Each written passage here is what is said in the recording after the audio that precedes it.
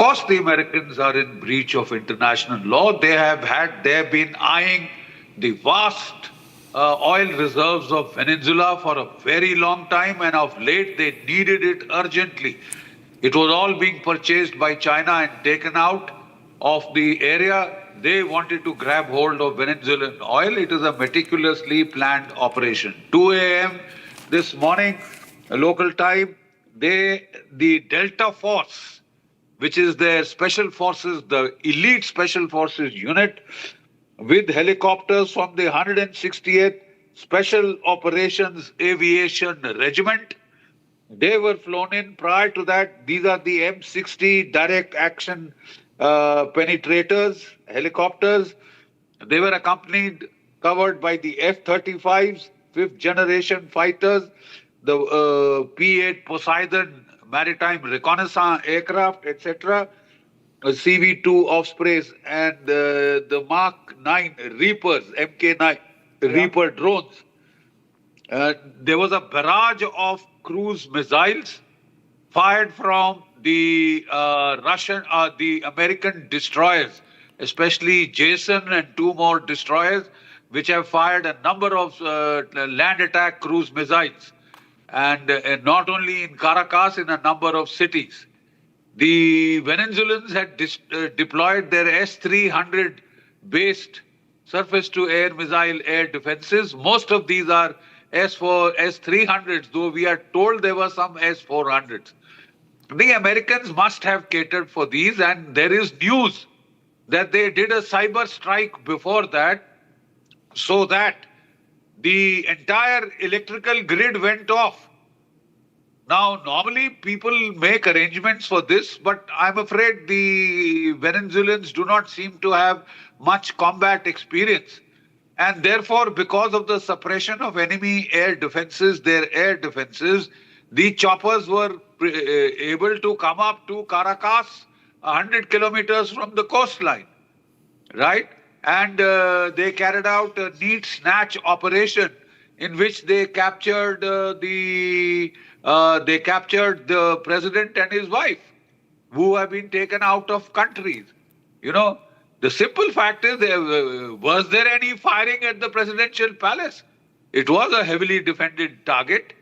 But then there are these rumors that this is a negotiated snatch, right? Yeah. 2 days ago, President Maduro was talking with the Americans. Did he negotiate a surrender? Is this a surrender? You know, disguised as a hell of a snatch operation, etc., which the United States is quite capable of doing. The key question is, what happens next? The Vice President Rodrigo says she has taken charge.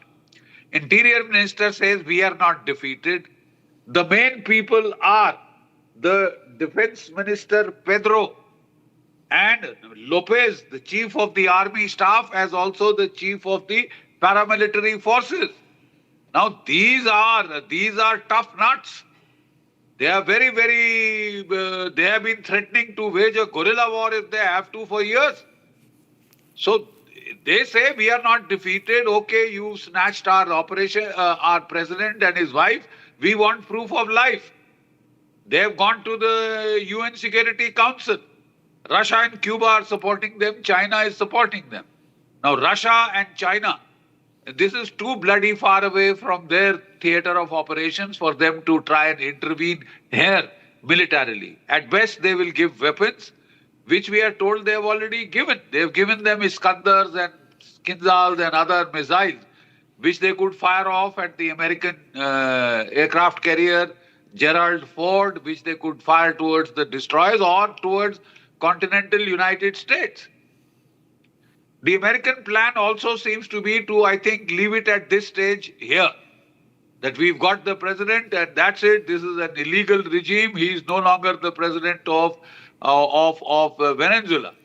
I mean, what do they do with the president, General Bakshi sir? What do they intend to do with the president? Like, how do you keep a president of a country, and in what capacity? Like, is he a criminal, war criminal? Is he going to be kept as a war booty? I mean, what do you do under international law with an American, with a head of a state, head of a government captured in this manner?